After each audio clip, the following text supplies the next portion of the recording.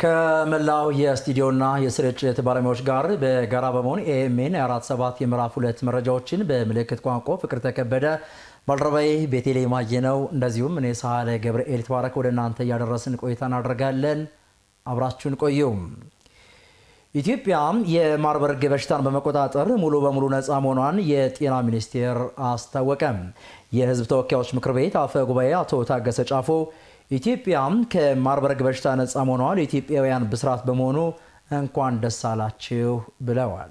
የጤና ሚኒስትሯ ዶክተር መቅደስ ዳባ ኢትዮጵያ ጠንካራ የበሽታ መከላከል ስልትና ጠንካራ አቅም እንዳላት ማሳየቷን ጠቁመው ከወራት በፊት ተከስቶ የነበረው የማርበርግ ቫይረስ ሙሉ በሙሉ በመቆጣጠር ከቫይረሱ ነፃ መሆን መቻሉን ገልጸዋል። ጽዮን ማሞ በዝርዝር ተመልክተዋለች። የማርበርግ ቫይረስ በኢትዮጵያ በወርሃ ጥቅምት በደቡብ ኢትዮጵያ ጅንካ ከተማ ተከስቶ እንደነበር ይታወቃል። በሽታው ለብዙዎች ስጋትን የፈጠረ ስለመሆኑም የቅርብ ጊዜ ትዝታ ሆኖ አልፏል። ታዲያ ይህን በሽታ ለመከላከልና ለመቆጣጠር የጤና ባለሙያዎችን ጨምሮ በርካታ የማህበረሰብ ክፍሎች ታትረው ሲሰሩን ቆይተዋል። የጤና ሚኒስትሯ ዶክተር መቅደስ ዳባም ኢትዮጵያ ጠንካራ የበሽታ መከላከል ስልትን በመተግበር የወባ የኮቪድ-19 ወረርሽኝና ሌሎች ሰው ሰራሽና የተፈጥሮ አደጋዎችን በብቃት በመከላከል ጠንካራ አቅም እንዳላት ማሳየቷን ገልጸዋል። ከወራት በፊት ተከስቶ የነበረውን የማርበርግ ቫይረስም ሙሉ በሙሉ በመቆጣጠር እንደ ሀገር ከቫይረሱ ነፃ መሆን መቻሉንም ገልጸዋል። የማርበርግ ቫይረስ ስጋት አገራችን ከደቀነባት አደጋ ወጥተን እንደ ዓለም ጤና ድርጅት እንደ ሀገራችንም የወረርሽኝ ቅኝትና ምላሽ መመሪያ መሰረት በማድረግ የመጨረሻው ታካሚ በላቦራቶሪ ሕክምናው ነፃ መሆኑ ከተረጋገጠበት 42 ተከታታይ ቀናት ማለት ነው ምንም አይነት አዲስ ታካሚ ባለመመዝገቡ ወረርሽኙ በቁጥጥር ስር መዋሉን በይፋ በመናደርግበት በዛሬ ቀን ላይ ደርሰናል። ኢትዮጵያ የማርበርግ ቫይረስን በአጭር ጊዜ በመቆጣጠር ነፃ በመሆኗ ለዓለም ምሳሌ ያደርጋታል ያሉት ደግሞ በዓለም ጤና ድርጅት ተወካይ የሆኑት ፕሮፌሰር ፍራንሲስ ካሶሎ ናቸው። የተገናኘነው በትልቅ ሀገር አቀፍና ዓለም አቀፍ ጠቀሜታ ባለው ጉዳይ ላይ ነው። በዓለም ጤና ድርጅት ስም ሀገሪቱ የማርበርግ ወረርሽኝን የምታስቆምበትን ጊዜ ከመንግስትና ከህዝብ ጋር በመቆሜ ክብር ይሰማኛል። ይህ ቆራጥ አመራር ተቋማዊ ዝግጁነትና የጋራ ብሔራዊ ውሳኔን ያንጸባርቃል። የህዝብ ተወካዮች ምክር ቤት አፈ ጉባኤ አቶ ታገሰ ጫፎም ኢትዮጵያ ከማርበርግ በሽታ ነፃ በመሆኗ ለኢትዮጵያውያን ብስራት በመሆኑ እንኳን ደስ አላችሁም ብለዋል። ዛሬ እዚህ የተገናኘ ነው በአንድ ሀገር ህልውና ላይ ሊጋረጥ የሚችል እጅግ አደገኛ ስጋት በጋራ ጥረትና ትጋት ድል ማድረጋችንን ለማብሰር ነው። ኢትዮጵያ ባለፉት 42 ቀናት አንድም አዲስ የማርበርግ ቫይረስ ታካሚ አለመመዝገቧን ስናበስር ይህ ስኬት ከጤና ድል በላይ ትርጉም እንዳለው ልንገነዘብ ይገባል። በቀጣይም የጤና ባለሙያዎችን አቅም ማጠናከርን ጨምሮ በጤናው ዘርፍ ለውጥ ሊያመጡ የሚችሉ ስራዎች መስራት የመንግስት የትኩረት አቅጣጫ መሆኑን የጠቆሙት አፈ ጉባኤው ቫይረሱ እንዲጠፋ ብርቱ ትግል ያደረጉ የጤና ባለሙያዎች የህዝብ ጤና እንዲጠበቅ የሚተጉ ወታደሮች መሆናቸውንም ገልጸዋል። በየደረጃው ያላችሁ አመራሮች ለህዝባችን ጤና ቅድሚያ በመስጠት አስፈላጊው ግብዓት እንዲሟላ በማድረግ በተለይም የደቡብ ኢትዮጵያና የሲዳማ ክልል ርዕሳነ መስተዳድሮች በየደረጃቸው ያላቸውን አመራሮች ላደረጋችሁት ከፍተኛ አስተዋጽኦ በራሴና በፌዴራል መንግስትም ላቅ ያለ ምስጋና አቀርባለሁ። ለጤና ባለሙያዎቻችን በለይቶ ማቆያ ጣቢያዎች፣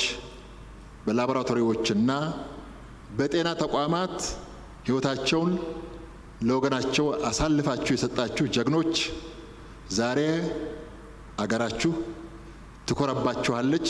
እናንተም የጤናው ዘርፍ ሰራዊት ብቻ ሳትሆኑ የሀገር ደህንነት ጠባቂዎች ስለሆናችሁ እናንተንም ላቅ ያለ ምስጋና አቀርባለሁ። በኢትዮጵያ የማርበርግ በሽታ ከተከሰተ ጀምሮ 3800 ለሚሆኑ ዜጎች የላቦራቶሪ ምርመራ ተደርጎ በ13ቱ ላይ ቫይረሱ ስለመኖሩ የተረጋገጠ ሲሆን ከነዚህ ውስጥ ደግሞ የ9ኙ ህይወት አልፎ 5ቱ ስለማገገማቸውም የጤና ሚኒስቴር መረጃ ያሳያል። የአዲስ አበባ ከተማ አመራር አገልግሎት አሰጣጥን ለማቀላጠፍና ሌብነትና ብልሹ አሰራርን ለመዋጋት በበጀት ዓመቱ ቀሪ ጊዜያት በትኩረት ሊሰራ እንደሚገባ ከንቲባ አዳነች አቤቤ ተናገሩ። የከተማ አስተዳደሩ የ2018 በጀት ዓመት የ6 ወራት የዕቅድ አፈጻጸም ግምገማ ተጠናቋል። ሰብስቤ ባዩ ተጨማሪ አለው።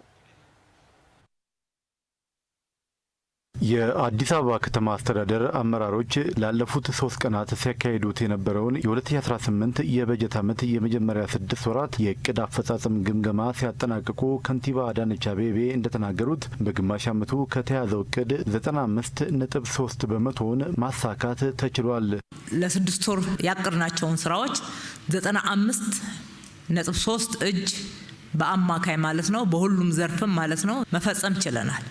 ይሄ የተፈጸመው ስራ የሚሸፈን ሳይሆን በሁሉም ዘርፍ በትክክል የሚቆጠር የሚታይ የሚጨበጥ ውጤት ነው። የሁሉም አመራር ደግሞ ጥረት አለበት። የአመራር ውህደትና አንድነት እየተጠናከረና እያደገ መምጣት በበጀት ዓመቱ 6 ወራት ከተመዘገቡ ጠንካራ ጎኖች መካከል ዋነኛው መሆኑን ከንቲባ አዳነች አቤቤ ተናግረዋል። የአመራር ውህደት፣ የአመራር አንድነት ተናቦ ተቀናይቶ በጋራ ውጤታማ ለመሆን ያለው አጠቃላይ የአመራራችን አሰራር እየተሻሻለ መምጣቱን ያሳያል። ውሳኔ ሰጪነት፣ ምላሽ ሰጪነት እያደገ እንደመጣ ያሳያል። በተለይ በመልካም አስተዳደር ያቀርናቸው እቅዶች፣ ህዝብ ያነሳቸው ጥያቄዎች የትኞቹ ተመልሰዋል፣ የትኞቹ ሳይመለሱ ቀሩ፣ ምን አይነት ምላሽ ነው የተሰጠው፣ እነኚህ የተሰጡ ምላሾች በቂ ናቸው ወይ፣ ተፈጽመዋል ወይ ብለን ክትትል ያደረግንባቸው አግባቦች እያደገ የመጣ እየተሻሻለ የመጣ ለውጤታማነታችን በከፍተኛ ሁኔታ አስተዋጽኦ እንዳደረገ ያሳየናል ማለት ነው።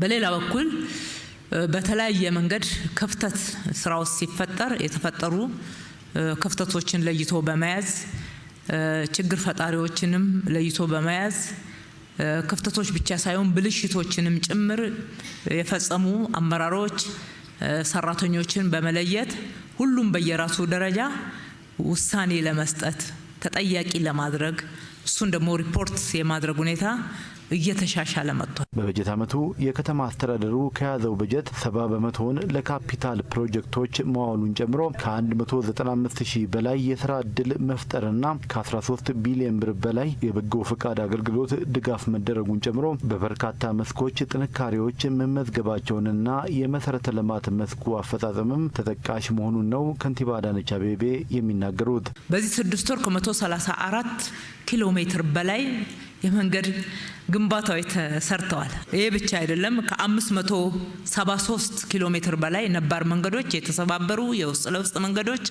የተበላሹ መንገዶች ጥገና ተደርጎላቸዋል። በውሃና ፍሳሽ በኩል በተለይ መጠጥ ውሃ ዘንድሮ 60,000 ሜትር ኩብ በቀን ለመጨመር የተሰራው ስራ ውጤታማ ነው። በፍሳሽ ማጣሪያ በኩል ወደ 8 የሚሆኑ የፍሳሽ ማጣሪያዎች አንደር ኮንስትራክሽን ናቸው። በፕሮጀክቶች አፈጻጸምና በከተማዋ ዘላቂ ሰላምን በማስፈን ረገድም የተመዘገበው ስኬት ከውጤታማ አፈጻጸሞች መስክ ተጠቃሽ ነው ብለዋል ከንቲባዋ። ወደ 274 ፕሮጀክቶችን ጨርሰናል። በዚህ 6 ወር ነው እያወራ ያለሁት። በአረንጓዴ ውበትም ሽፋን አዲስ አበባ በጣም እየገሰገሰች ነው። እስከ 22 እጅ ድረስ ሽፋን መረጃ ወጥቷል። በእርግጥ የዘንድሮ ከዛ በላይ ሆኖ መረጃ እንደሚወጣ እንጠብቃለን። በከፍተኛ ሁኔታ ትኩረት ከሰጠነው ዘርፍ ውስጥ የመኖሪያ ቤቶች አቅርቦትን መጨመር ነው። መንግስት ገንብቶ ማቅረብ ብቻ ሳይሆን አቅርቦትን መጨመር። ከ12,000 በላይ የመኖሪያ ቤቶችና የንግድ ቤቶችን የከተማችን ነዋሪዎች ጋር አድርሰናል። ከዚህ ውስጥ ወደ 4,090 የሚሆኑትን በበጎ አድራጎት ነው የገነባ ነው። ኮሪደር ልማትና ከወንዝ ልማት ጋራ ያመጣ ነው የመሰረተ ልማት ለውጥ ነው። ኮሪደር ነው ያልነው፣ የወንዝ ዳር ነው ያልነው፣ ግን ስሙ አይመጥነውም። እውነቱን ለመናገር የመጡና ይሄንን ስራ የሚመለከቱ ሁሉ የሚሰጡንም አንዱ አስተያየቱ ነው። ለምንድን ነው ይሄ እኮ ኮሪደር አይደለም፣ ይሄ የከተማ ሪዲቨሎፕመንት ነው፣ ይሄ የከተማ ስታንዳርዳይዜሽን ነው። ህዝባችን እየሰራ ያለው ስራ በሰላም ሰራዊትም ተደራጅቶ ከዛም ውጪ ባሉ ለሰላም አስተዋጽኦ አብሮነቱን ጠብቆ የሚያከፋፍለውን ወሬ ሰምቶ ለዛ ጆሮ ባለመስጠት ለዛ ልቡን ክፍት ባለማድረግ እምቢ ብሎ ሰላሙና ልማቱ ላይ ትኩረት በማድረጉ ከተማችን ዘላቂ ሰላም የሰፈነባት ሆና እንድትቀጥል ተደርጓል። አመራሩ አገልግሎት አሰጣጥን ለማቀላጠፍና ሌብነትና ብልሹ አሰራርን ለመዋጋት በበጀት ዓመቱ ቀሪ ጊዜያት በትኩረት ሊሰራ እንደሚገባም ነው ከንቲባ አዳነች አቤቤ ያሳሰቡት። እኩል አለመትጋት፣ ተጃምሎ መሄድ፣ መጃመል ማለት አሁን 95.3 በላይ ፈጽመናል እንደ ከተማ ልክ ነው። ይሄ እኮ 100% የፈጸሙት አቬሬጅ ጭምር ተወስዶ እኮ ነው። አንዳንድ ስራዎች ላይ ገና 85 ላይ ያላችሁ የላችሁም፣ 80% ላይ ያላችሁ የላችሁም። የስድስት ወር ጠባቂነት አለ። አሁንም ማሻሻል የሚገባን የርብርባችን ማዕከል የሚሆነው አገልግሎት አሰጣጥ ነው። ህዝብን ማዳመጥ፣ ህዝብን ማክበር፣ ምላሽ ሰጪነት፣ ፈጣን ውሳኔ ሰጪነት፣ የሰጠነው ውሳኔ ተተግብሯል ወይ ብሎ መከታተል፣ መተግበሩን እርግጠኛ ሆኖ ማረጋገጥ፣ የሰው ምልልስ መቀነስ። ጉቦኝነት አለ። ጉቦን የተለማመደ ያልተገባ ጥቅምን የተለማመደ ኃይል በውስጣችን አለ። ከደላላ ጋር ቁርኝቱ ያልተቆራረጠ አመራሮች አንዱ መመዘኛችን እንግዲህ ይሄ ነው። የተቋም ግንባታን ማስቀጠል፣ ሌብነትና ብልሹ አሰራርን መዋጋት፣ የኑሮ ውድነትን ለመከላከል የተጀመሩ ስራዎችን አጠናክሮ መቀጠል፣ የግል ዘርፍና የነዋሪውን ተሳትፎ ማጠናከር፣ የሰው ተኮር ስራዎችን ከዘላቂ ልማት ጋር ማስተሳሰር፣ ገበያ አሰባሰብን ማሳደግ፣ የገበያ ለመረጋጋትን ፈር ማስያዝ፣ የመሶብ የአንድ ማዕከል አገልግሎትን ማስፋፋትና ማጠናከር፣ የተቋማት ቅንጅትን ማሳደግ፣ ምርጥ ተሞክሮዎችን ማስፋፋትና ለምርጫ 2018 ምቹ መደላደልን መፍጠርና መሰል ተግባራት ቀጣይ ትኩረት አቅጣጫዎች መሆናቸውም በግምገማው ማጠቃለያ ተገልጿል። በተያያዘ ዜና አዲስ አበባ እየሰራች ያለው ስራ በሁሉም መስክ ከተማዋን ወደ ያዘችው ራዕይ የሚያደርሳት መሆናቸውን የአዲስ አበባ ከተማ ምክትል ከንቲባና የኢንዱስትሪ ልማት ቢሮ ኃላፊው አቶ ጃንጥራር አባይ ተናገሩ። የአዲስ አበባ ከተማ አስተዳደር የ2018 በጀት ዓመት የመጀመሪያ 6 ወራት የእቅድ አፈጻጸም ግምገማ ላይ በብልጽግና ፓርቲ የአዲስ አበባ ቅርንጫፍ ጽህፈት ቤት ኃላፊ አቶ ሞገስ ባልቻ በበኩላቸው እንደተናገሩት የከተማ አስተዳደሩ የሚያከናውናቸው ተግባራት ከተማዋን ለኑሮ ምቹ ለማድረግ የተገባውን ቃል በስራ ላይ የዋሉ ናቸው ብለዋል። ሰብስቤ ባየው የአዲስ አበባ ከተማ አስተዳደር አመራሮች ለ3 ቀናት ሲያካሂዱት የነበረውን የ2018 የበጀት ዓመት የመጀመሪያ 6 ወራት የእቅድ አፈጻጸም ግምገማ ማጠናቀቂያ ላይ የአዲስ አበባ ከተማ ምክትል ከንቲባና የኢንዱስትሪ ልማት ቢሮ ኃላፊ አቶ ጃንጥራር አባይ እንደተናገሩት አዲስ አበባ እየሰራች ያለችው ስራዎች በሁሉም መስኮች ከተማዋን ወደ ያዘችው ራዕይ የሚያደርሱ ናቸው። አዲስ አበባ ኢንቨስት እያደረግንበት ያለነውን የእውቀትም የሀብትም በአጠቃላይ እየተደረገ ያለው ኢንቨስትመንት በሁሉም ሴክተር ላይ በሁሉም ዘርፍ ላይ መሰረታዊ የሆኑ ለውጦች እየተመዘገቡበት የመጣ ከተማዋ ራዕይዋን ለማሳካት ወደሚያስችል አቅጣጫ እየተጓዘች መሆኑን ያመለክታል። የሚናቅ የተተወ ሴክተር የሌለበት ከተማ ነው ብሎ መውሰድ ይቻላል። በሁሉም ዘርፎች ላይ ትልልቅ ኢንቨስትመንቶች ናቸው እየተከናወኑ ያሉት። ይሄን እያንዳንዷን ሴክተር እየነቀሳችሁ ወስዳችሁ ከተከናወነው ስራ አኳያና ለልማቱ ከተፈጠረው ምቹ ሁኔታ አኳያ ከተገኘው ስኬት አኳያ ከመዘናችሁት ሁሉንም ሴክተር ብሮዝ ብታደርጉ ለከተማዋ ልማት መሰረታዊ የሆነ ውጤት ተመዝግቧል ማለት ይቻላል። ወደ ራዕይዋ እንድትገሰግስ የሚያስችል ምቹ ሁኔታ ተፈጥሯል ማለት ይቻላል። የኑሮ ውድነትን በመከላከልና ተያያዥ መስኮች በከተማዋ ባለፉት 6 ወራት ስኬታማ ስራ መከናወኑን የተናገሩት አቶ ጃንጥራር አመራሩ ይህንን ተግባር አጠናክሮ ሊቀጥል ይገባልም ነው ያሉት። ከተማችን በአንጻራዊነት ከሌሎች አካባቢዎች የተመቻቸ ገበያ በመፍጠርና ኑሮን ለማቃለል በተሰራው ስራ ውጤታማ ስራ ያከናወነች ከተማ ነች ማለት ይቻላል። ነገር ግን የአመራር መመዘን ያለበት ኑሮ ውድነትን ከዚህ በፊት እንዳነሳ ነው ከዚህ በፊት እንደተነጋገር ነው ለኑሮ ውድነት ስንል የሰብል ዋጋ ወይም የሽንኩርት ዋጋ ወይ የእንቁላል ዋጋ ብቻ አይደለም። እናንተ በምትሰሩት ስራ የኑሮ ውድነትን ማቃለል የሚቻልበት እድል ሰፊ ነው። ለምሳሌ ስራ እድል ፈጠራ የተሳካውን ስራ እንዴት ነው የምንገመግመው? በልቶ የሚያድር ወጣት እስከፈጠርን ድረስ ስራ እድል እስከፈጠርን ድረስ የኑሮ ጫና ቀነሰ ማለት ነው። የኑሮ ውድነትን የምንለካበት የትራንስፖርት አቅርቦት የፐብሊክ ትራንስፖርት አቅርቦት ሰፊ ያቀረብን ማለት የኑሮ ጫናን ቀነስን ማለት ነው። በየሰፈሩ የምናከናውነው መሰረተ ልማትና የቤት ልማት በበጎ ፈቃድ የምንሰራቸው ስራዎች የኑሮ ጫና ቀነሰ ማለት ነው። ለክራይ የሚወጣውን ዋጋ ቀነሰ ማለት ነው። ከገቢው ላይ የሚቀንሰውን ነገር አቃለልን ማለት ነው። በሁሉም ስራዎች የምናሳካው ስራ ለኑሮ ጫና መቀነስ ትልቅ ኢምፓክት አለው። የከተማ አስተዳደሩ የሚያከናውናቸው ተግባራት ከተማዋን ለኑሮ ምቹ ለማድረግ የተገባውን ቃል በስራ ላይ ያዋሉ መሆናቸውን የተናገሩት ደግሞ በብልጽግና ፓርቲ የአዲስ አበባ ከተማ ቅርንጫፍ ጽህፈት ቤት ኃላፊ አቶ ሞገስ ባልቻ ናቸው። መነሻችን አዲስ አበባ ነዋሪ ምቹ ውብ የሆነ ከተማ ያስፈልገዋል። ይሄ የኛ ከተማ ነው እናሳምረው ነው። ከዛን ዓለም ተገልብጦ ደግሞ ይሄ ከተማ ብሎ መጥቷል ማለት ይሄ ሁሉ ሪኮግኒሽን ያገኘ ነው ማለት። የዚህ ጉዳይ ሚስጥሩ ምንድነው ብንል የሶስት ነገሮች ጥምረትና ስምረት ውጤት ነው። የነዚህ የሐሳብ የትጋት የስኬት ወይ የውጤት ስምረትና ጥምረት ዋናው አመራሩ ነው። ከአመራሩ በዋነኝነት ኮር አመራሩ እያመጣ ያለው ውጤት ነው ማለት ነው። አዲስ አበባ አመራር ደግሞ የምናገረው ብቻ ሳይሆን የሚያደርግ በውጤት የሚያሳጅብ ተቋሙን ለመቀየር ደፋ ቀና የሚል ለውጤት የምናፍቅ አመራር መሆን አለበት። በከተማዋ እየተከናወኑ ባሉ ተግባራት በርካታ ስኬቶች እየተመዘገቡ ቢሆኑም ከአገልግሎት አሰጣጥና ብልሹ አሰራር ጋር የተያያዙ ተግባራት አሁንም ክፍተት በመሆናቸው አመራሩ እነዚህን ለመከላከል በትኩረት መስራት እንዳለበትም ነው አቶ ሞገስ የሚናገሩት። አመራሩ ጉድለቱና ችግሩን እያየ የፈታ በመምጣቱ የተገኘ ውጤት ግን ስቲል ይቀራል።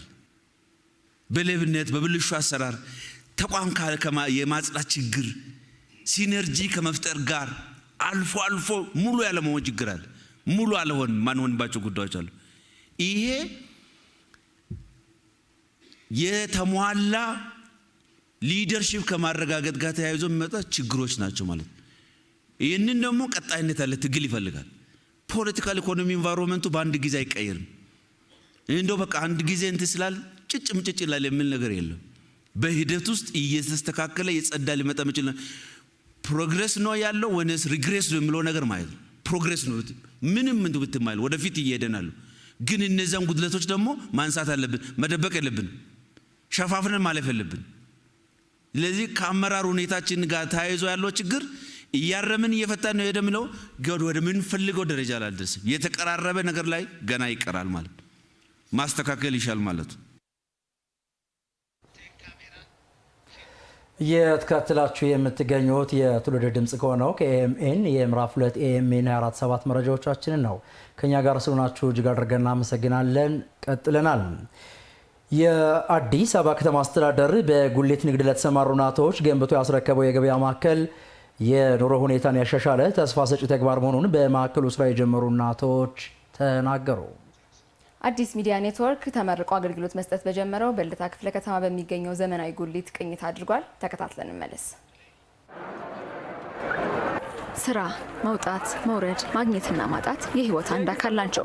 የዕለት ጉርስ ለማግኘት የተሻለ ኑሮን ፍለጋ ሁሉም በየፊናው ይኳትናል። በተለይ በእድሜ አመሻሽ 5 ቤተሰብ የማስተዳደር ኃላፊነት ለወደቀባቸው እናት የኑሮ ጫና ይበልጥ ፈታኝና አድካሚ መሆኑ እርግጥ ነው። ወይዘሮ ድንቂቱ በቀለ በጉሊት ንግድ ተሰማርተው በማይመች የስራ ሁኔታ የኑሮን ዳገት ይገፉ ነበር። ኋላም ከእድሜ መግፋት ጋር የመንገድ ዳር አቧራ፣ የጠዋት ውርጭና የክረምቱ ዝናብ ስራቸውን ይበልጥ አቀበት አድርጎት ቆይተዋል። በከተማ አስተዳደሩ ከሳር ቤት ጀርመን አደባባይ ፉሪ አደባባይ በሚዘልቀው የኮሪደር ልማት ከተገነቡ የተሽከርካሪ ተርሚናሎች መካከል አንዱ መካኒሳ የሚገኘው ተርሚናል ነው። ታዲያ ይህ ስፍራ ከዚህ ቀደም በጉሊት ንግድ የተሰማሩ እናቶች ንግዳቸውን ያከናውኑበት የነበረ ቦታ ነው። ዛሬ ላይ በምትኩ ከዚህ ፈታኝ ሁኔታ እንዲወጡ ለማድረግ በተገነባው የገበያ ማዕከል ውስጥ ስራቸውን በምቹ ሁኔታ ውስጥ ማከናወን የሚያስችል እድል እስኪያገኙ ድረስ የነበሩበትን አዳጋች ሁኔታ ወይዘሮዋ እንዲህ ያስታውሱታል።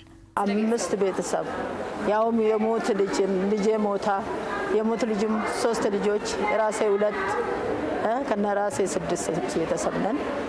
የሰው አጥር ስር በዛ ሲያባ እንትን ስሉ በዛ ውጡ ተነሱ ስሉ በዚህ በዛ ስሉ በዚህ እያል ክረምት ላይ ጃንጥላ ፕላስቲክ ለብሰን ከስር ከላይ ጃንጥላ አርገን እነት አሸናፊ በር ይባላል። እሱ በር ላይ ቁጭ እንደዚህ ቁጭ ብለን ዝናብ እንኳን ሳንሸሽ ክረምቱን አወጣን። ይህ የበርካታ እናቶች ታሪክ ነው። ሁኔታውን በማጤን አመች ባልሆነ አካባቢና ሁኔታ ለሚሰሩ እናቶች እፎይታ የሚያጎናጽፍ ምቹ ያልሆነን ገበያ ወደ ዘመናዊ ጉልት ብሎም የገበያ ማዕከል የመቀየር እቅድ በከተማ አስተዳደሩ ተነደፈ። በዚህም 71 እናቶችን ያቀፈ ዘመናዊ ጉልት እውን ሆነ። እኛ እንደ መንግስት እያንዳንዱ የምንሰራው ስራ ለውጥ ነው የምንለው የሰው ህይወት ላይ ጭምር የሰው ኑሮ ላይ ጭምር ለውጥ የሚያመጣ ሲሆን ነው። ይሄ መመዘኛችን ነው። ሁሉ ጊዜም ጠቅላይ ሚኒስትራችንም የሚሰጡን የስራ መመሪያ እያንዳንዱን የምንሰራው ከተማ ማልማት፣ ማጽዳት፣ ማስተካከል፣ ማመቻቸት እጅግ በጣም ትኩረት የምንሰጠው ሁሉ ጊዜ የሚቀጥል ስራ ነው። በዚህ ውስጥ ግን ደሃ እንዳይጎዳ፣ አቅም የሌለው እንዳይጎዳ ጥንቃቄ ደግሞ ሌላው የስራችን መመሪያ ነው ማለት ነው። እሱን መስፈርት ሲያሟላ ሙሉ ልማት ሰራ እንላለን። ይሄ ተጠናክሮ የሚቀጥል ጉዳይ ነው የሚሆነው። በከተማ አስተዳደሩ ሰውን ማዕከል ያደረጉ የከተማዋን ገጽታ የሚለውጡና ለማህበረሰቡ ምቹ መኖሪያ አካባቢን የሚያጎናጽፉ ስራዎች እየተከናወኑ መሆኑ ይታወቃል። ወይዘሮ ድንቂቱ የትላንት የፈተና ኑሯቸው ታሪክ ሆኖ በትዝታ የሚናገሩት ብቻ ሆኖ ቀርቷል። ዛሬ በተስፋ ተሞልተው ስላገኙት እድል እንዲህ ያመሰግናሉ። ሁሉንም እኔ አብሶ እዚህ ዝናብ ውስጥ እዚህ ንፋስ ውስጥ ያነሳችን ከንቲባ አዳነች አቤቤ በጣም አመሰግናለሁ። ወይዘሮ በቀለችና መሰሎቻቸው ከዚህ ቀደም ከነበራቸው በተሻለ መልኩ ዛሬን በንጹህ ቦታ ውጣ ውረድ በሌለበት መልኩ ስራቸውን የሚያከናውኑበት ሁኔታ ተፈጥሮላቸዋል። ይህም ተስፋቸውን ያለመለመ መሆኑን ያነሳሉ። ቲማቲም አለ። ቆንጆ ቲማቲም ነው። ቲማቲም በእውነት በጣም ቆንጆ ቲማቲም ነው። ደግሞ ከፈልግሽ 30 ብር ሰጥቻለሁ። ኪሎ 30 ብር። ጥቅል ጎመን እሱም 30 ብር። በጣም ችግርተኛ ነበርኩ ከዚህ በፊት ማለት በጣም 8 ቤተሰብ ነን። 6 ልጆች ነው ያለኝ። እሱ ለማስተማር ያላደረኩት ነገር የለም፣ ያልሰራው ስራ የለም። አይኔ አሁን በሽተኛ ነኝ። እውነት አሁን ራሱ ያመኛል። አዋራው በቃ ያየሹ አዋራ ነው። ቀን ፀሐይ ነው፣ ማታ ብርድ ነው፣ አዋራ ነው። ከዚህ ከሜዳ ከቆሻሻ አንስቶ ለዚህ ያደረሱት በጣም ነው የምናመሰግነው። ይህ በስራዬ ጠንክሬ እውነት እድሜ ጤና ከሰጠኝ መጨረሻ እንዲያምር በጣም እፈልጋለሁ። ከዚህ በላይ ለመስራት እፈልጋለሁ። ጠዋት ሰው መስለሽ ትወጫለሽ፣ ማታ አፈር መስለሽ ትገቢያለሽ ወደ ቤትሽ። እጅሽ እግሩ መስሎ በጣም ከፍቶኝ ነበር። ደረጃ አልኩት አንድ ቀን አቤት። ሜዳ ላይ ነበርን በጓሮ።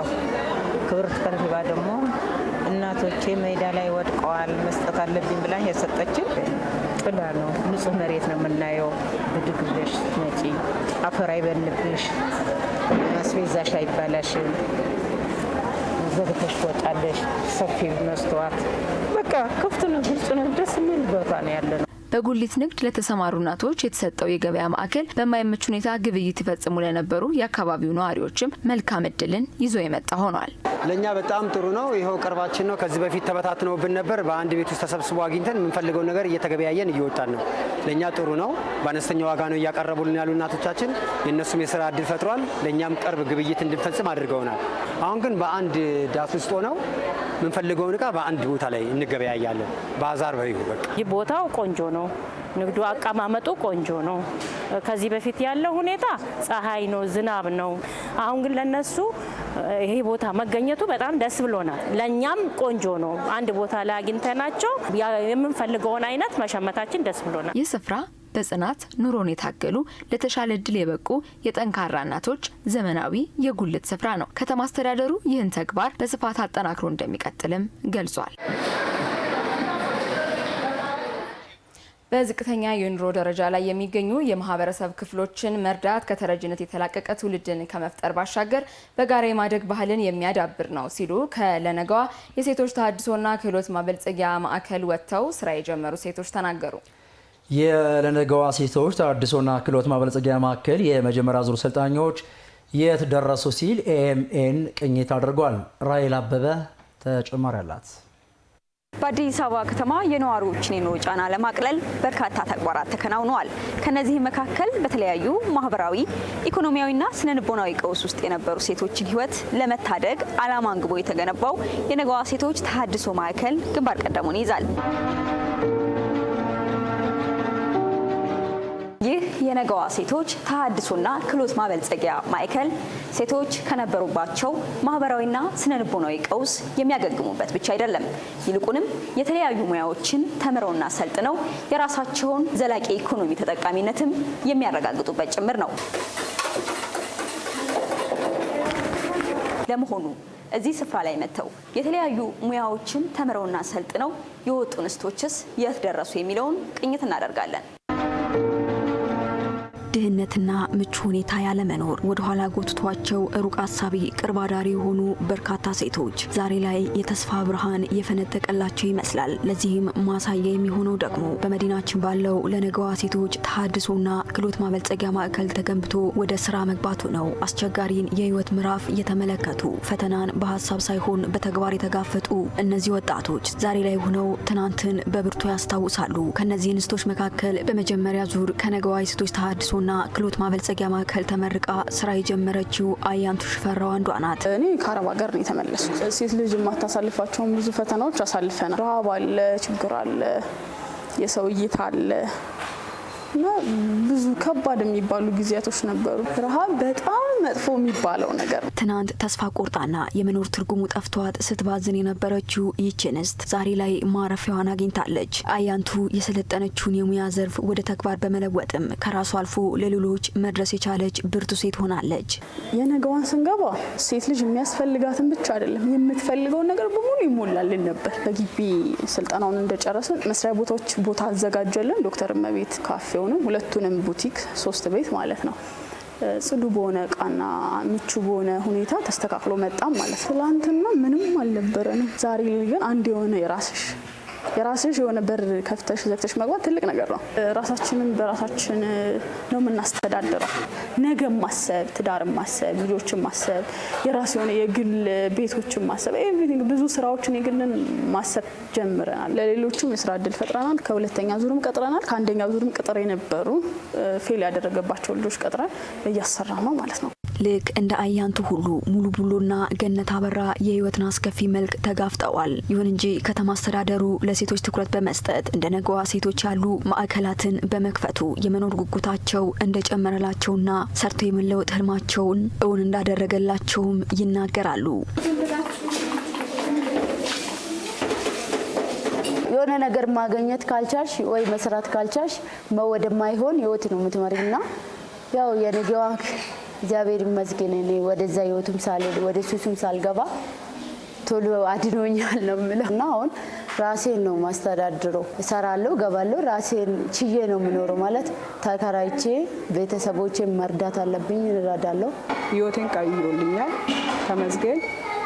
ሙያ ተምራለሁ። ከሰው ጋር እንዴት መኖር እንደሚችል ተምራለሁ። ትናንት በአስከፊ ህይወት ጎዳና ይጓዙ የነበሩ እነዚህ እንስቶች ዛሬ ላይ ለሌሎችም ተስፋ ሆነዋል። የሶስተኛ ዙር የነገዋ ተሃድሶና ክህሎት ማበልጸጊያ ማዕከል ተመራቂ ለሆነችው ወይንሸት አበራም በእነሱ ድጋፍ ስራ እንድትጀምርና ልጇን እንድታሳድግም መንገድ ከፍተዋል። የምትፈልጉ ነገር ሰው ጠይቀሽ ስጣሽ ይከብዳል። አብሶ ደግሞ ለልጅሽ የሆነ ነገር ማድረግ እየቻልሽ እዛ ሰው ጠይቀሽ ደግሞ ስጣጭ ባረው ደግሞ ማጣት ማለት እዚህ በመሆን ይሆን ደስተኛ ነኝ እኔ።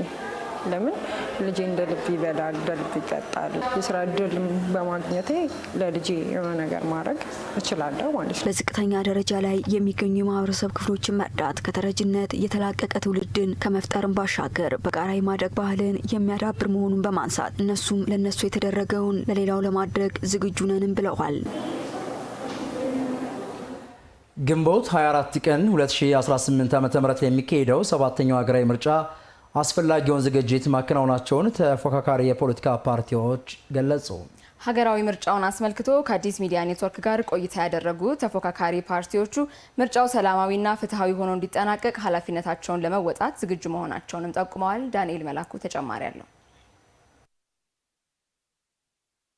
ግንቦት 24 2018 ለሚካሄደው 7ኛው ዙር ሀገራዊ ምርጫ የተፎካካሪ የፖለቲካ ፓርቲዎች ቅድመ ዝግጅት ምን ይመስላል የሚለውን የተወሰነ ቆይታ እናደርጋለን ከተለያዩ የተፎካካሪ ፓርቲ መሪዎች ጋር። እንግዲህ በቅድሚያ አመሰግናለሁ። እንግዲህ በግንቦት 24 ለሚካሄደው ምርጫ አጠቃላይ ምን አይነት ቅድመ ዝግጅት አድርጋችኋል? በተለይም ምርጫ ቦርድ ካስቀመጠው የጊዜ ሰሌዳ አንጻር እስካሁን ምን ቅድመ ዝግጅት አድርጋችኋል? ከሱ ብንጀምር። ከአባላቶቻችን ጋር የመግባባት ስራ ላይ ሰርተናል። እሱም መነሻ በማድረግ ደግሞ በየክልሉ የምናስመዘግባቸውን እጩዎቻችን በጠቅላላ ጉባኤ አጸድቀን ነው ወደ ተግባር እየተንቀሳቀሰን ያለ ነው። አሁን ደግሞ እጩ ምዝገባውን በተጠናከረ መንገድ እያከናወን እንገኛለን። በዚህ አዲስ የምርጫ ተሳታፊ እንደመሆናችን መጠን በመላ ሀገሪቱ ጽህፈት ቤቶችን አደራጅተናል። በዚህ ባደራጀናቸው ጽህፈት ቤቶች አማካኝነት እጩ የመመልመል ስራ ምርጫ ቦርድ ከሰጠው ጊዜ ገደብ በፊት ለማከናወን ሞክረናል። በቅጽ ማስሞላት ችለናል። አሁን የሬጂስተር ስራ እያከናወንን ያለ ነው። ዘንድሮ ለየት ያለ ምርጫ ነው። ስለሆነም በኤሌክትሮኒክስ መሳሪያ ምርጫ ቦርድ ባወጣው ስኬል መሰረት እያካሄድን ነው። እጩዎችን ከማስመዝገብ ጀምሮ አጠቃላይ ስራ አስፈጻሚም ፓርቲውም በተለያዩ ስራዎችን እነዚህ እጩዎችን ለማስመዝገብና ሰፊ ስራዎችን ስንሰራ ታማኝነት፣ ዲሞክራሲና አስቻይ ሁኔታዎችን ስራዎችን ለመስራት ገምግመን በዚያ ልክ እየተንቀሳቀስን ያለን። በምርጫ ቦርድ ስኬጁል መሰረትም እኛ ሰፊ ስራዎችን እየሰራን እንገኛለን። ተወዳዳሪና አሸናፊ የሚያደርጉ ሀሳቦችን ለህዝቡ ከማቅረብ አንጻርስ ምን ያህል ቅድመ ዝግጅት አድርጋቸዋል? ጊዜውን ህዝቡን የሚመጥን ይህንን ጄኔሬሽን ሊመጥን የሚችል ፖሊሲና ፕሮግራም ይዘ ህዝባችን አሁን ሰዓት ላይ የሚያስፈልገውን ቀጣይ ያሻግረኛል የሚለውን ሊጠቅም የሚችለውን ፕሮግራም ነው ይዘን የመጣ ነው። ኢትዮጵያን ሊመጥን ይችላሉ፣ ኢትዮጵያን ሊያሻግር ይችላሉ፣ ህዝቡን ሊዋዥ ይችላሉ የሚል ገንቢ ሀሳብ ነው ያለኝ። ህዝብንም ሀገርንም ሊጠቅም የሚችል ናሽናል ኮንሰርኖችንና ሰፊ ስራዎችን ይዘን ነው የምንቀርበው። ምርጫው ፍትሐዊና ዲሞክራሲያዊ ሆኖ እንዲጠናቀቅ ምን ያህል ቅድመ ዝግጅት ተደርጓል? እስካሁን ባለው ነባራዊ ሁኔታ ሰላማዊ ነው የሚል ሂደት አለ። በውስንነት ደረጃ የምንመለከተው ከህዝብ ግንኙነት ስራ ጋር ያለው ነገር ትንሽ ቀዝቀዝ ማለት አይነት አዝማሚያዎች አሉ። ይህን ደግሞ ግለቱን ጠብቀን ጊዜው ታይሙን እያየን በደንብ ለህዝባችንም በፕሮግራም ደረጃ እየደረስን ቀጣይ ደግሞ ማድረግ ያለብንን ስራዎች እየሰራን ምርጫው ፍጹም ሰላማዊ በሆነ መንገድ እንዲጠናቀቅ ጥረት እያደረግን ነው የምንገኘው። በእኛም ዘንድ በተፎካካሪ ፓርቲዎች ዘንድ በገዢ መንግስትም ጭምር ተአማኒነት ያለው ህዝባችን የሚያምንበት ይሄ ምርጫ ከሌሎች ምርጫ የተሻለ ምርጫ ነው ብሎ ህዝባችን በሙሉ ልቡ የሚቀበለው ምርጫ እንዲሆን ዝግጅት እያደረግን ነው። ይህ ምርጫ የተስተካከለ ያማረ፣ ፍትሃዊ፣ ዲሞክራሲያዊ፣ ተአማኒ ሆኖ እንዲቀጥል ከምዝገባው ጀምሮ ህገ መንግስታችንን፣ የምርጫ ቦርድ ህግን፣ የራሳችን መተዳደሪያ ደንብና ማኒፌስቶአችንን ጠብቀን የተስተካከለና ምህዳሩ የሰፋ ምርጫ እንደሚሆን አልጠራጠርም። እጅግ በአማረ በአሻይ ሁኔታና እጅግ ሰላማዊ ዲሞክራሲና አሻይ በሆነ መልኩ ነው ይሄዳል ብለን የምናስበው። በዚያ ልክ እኛም ራሳችንን እያዘጋጀን ነው።